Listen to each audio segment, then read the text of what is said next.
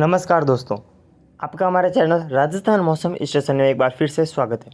इस वीडियो में हम बात करेंगे आने वाले 15 दिनों के दौरान कैसा रहेगा देश भर में मौसम, मानसून किस प्रकार बढ़ेगा आगे और जो बंगाल की खाड़ी में सिस्टम बनने वाला है उसकी भी चर्चा हम इस वीडियो में करेंगे।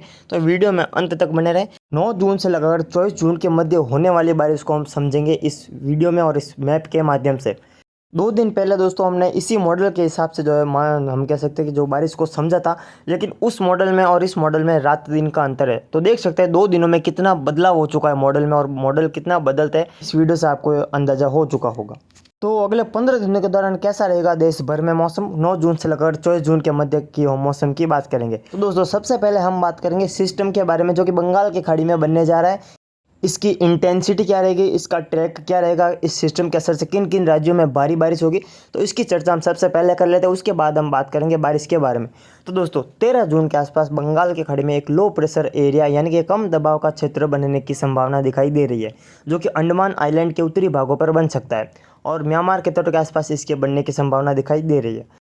तो 13 जून के आसपास ये सिस्टम बनेगा लो प्रेशर के रूप में। उसके बाद 16-17 जून आता है तो ये सिस्टम उत्तर पश्चिमी दिशा में आगे बढ़ते हुए ओडिशा के तटीय भागों तक पहुंचते पहुंचते ये मजबूत होकर वेलमार्क लो प्रेशर एरिया बन सकता है। जी हाँ दोस्तों, ऐसी इसकी संभावना दिखाई दे रही है। हालांकि डिप्रेशन बनने की संभावना इसकी बहुत ही कम है, हालांकि वेलमार्क लो प्रेशर एरिया जरूर बनेगा और ये ओडिशा के तटीय भागों तक पहुँचते पहुँचते वेलमार्क लो प्रेशर एरिया बन सकता है, क्योंकि सी ट्रेवल ज़्यादा करेगा।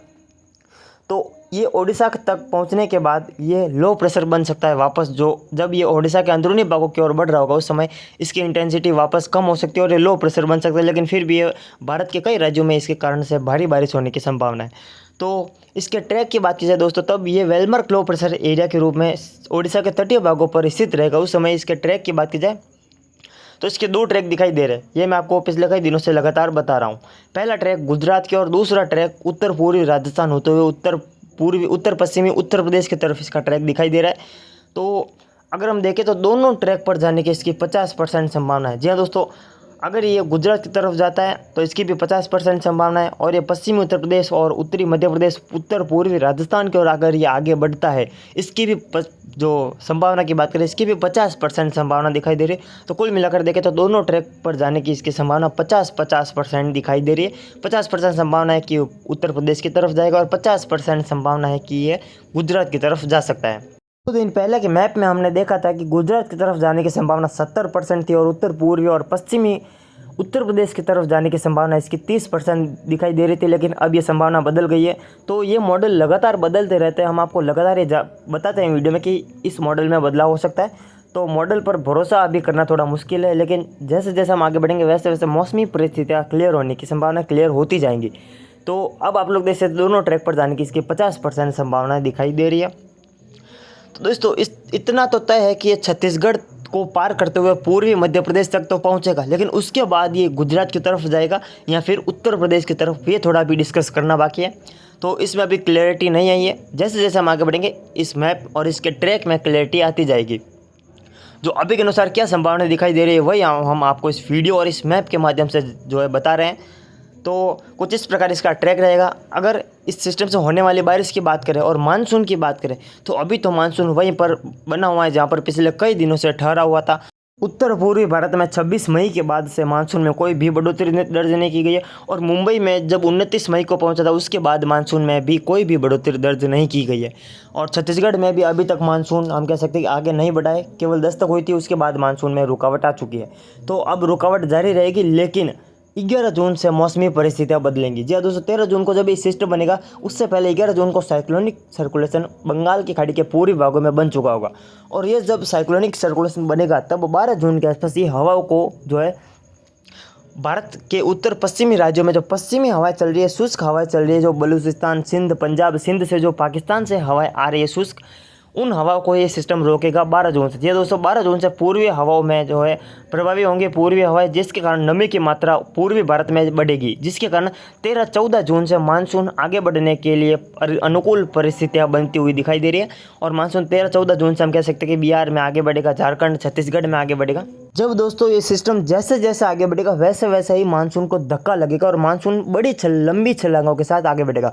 जब ये सिस्टम छत्तीसगढ़ पर आ पहुंचेगा तब गुजरात के रीजन में भी मानसून की दस्तक हो सकती है 18-19 जून के आसपास। और जब ये सिस्टम मध्य प्रदेश तक पहुंच चुका होगा तब मध्य प्रदेश में मानसून की दस्तक हो जाएगी। उत्तर प्रदेश में अच्छी बारिश के रूप में मानसून की एंट्री होगी।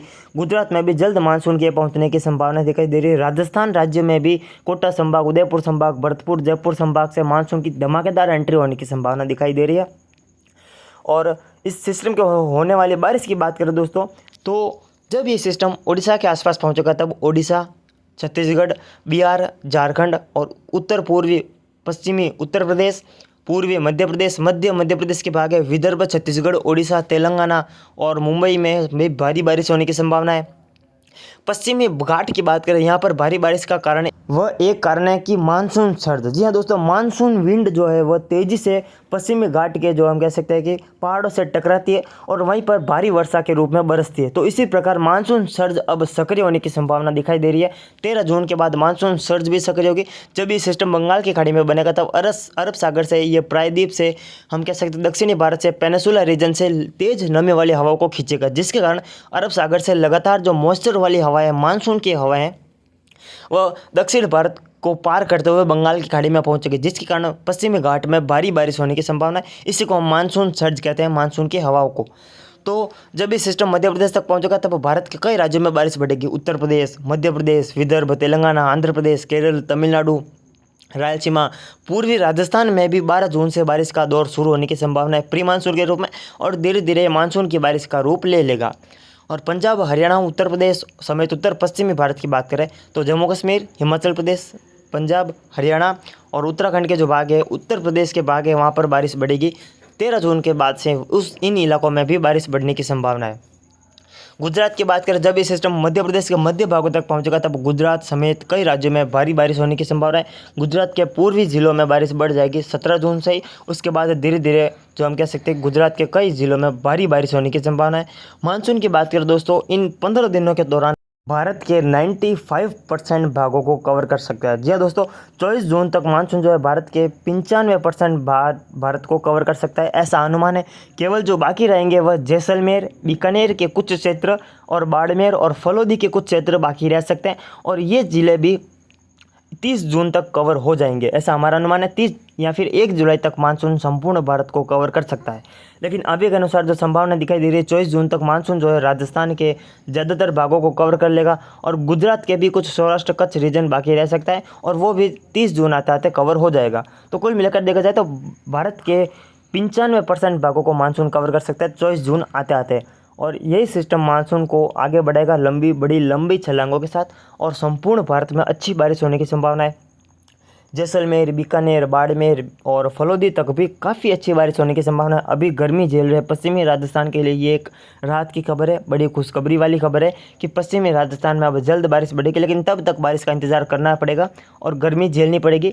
लगभग हम कह सकते हैं 17 जून तक ये गर्मी सहन करनी पड़ सकती है। उसके बाद पश्चिमी राजस्थान वालों को भी गर्मी से निजात मिलेगी, और काफ़ी अच्छी बारिश पश्चिमी राजस्थान समेत पूर्वी राजस्थान, उत्तर पश्चिमी भारत, मध्य भारत, उत्तर पूर्वी भारत, दक्षिणी भारत में अच्छी बारिश होने की संभावना दिखाई दे रही है। काफ़ी अच्छी बारिश उस दौरान होगी, और मानसून भी अब बड़ी लंबी तरंगों के साथ आगे बढ़ेगा। तो ये था अगले 15 दिनों का मौसम पूर्वानुमान। हमने संपूर्ण भारत के मौसम के बारे में डिस्कस कर लिया है। अगर कोई राज्य बाकी रह गया जिसके बारे में हमने बात नहीं की है तो क्षमा चाहता हूँ, लेकिन संपूर्ण ऑल ओवर संपूर्ण इंडिया की हमने बात कर ली है। पूर्वोत्तर भारत में भी भारी बारिश होगी, और मध्य भारत, पश्चिम भारत, उत्तर पश्चिमी भारत, दक्षिणी भारत, कई राज्यों में अच्छी बारिश होने की संभावना अब दिखाई दे रही है। धीरे धीरे मानसून में भी वृद्धि होगी, मानसून बड़ी तेज़ गति से आगे बढ़ेगा, ऐसा हमारा अनुमान है।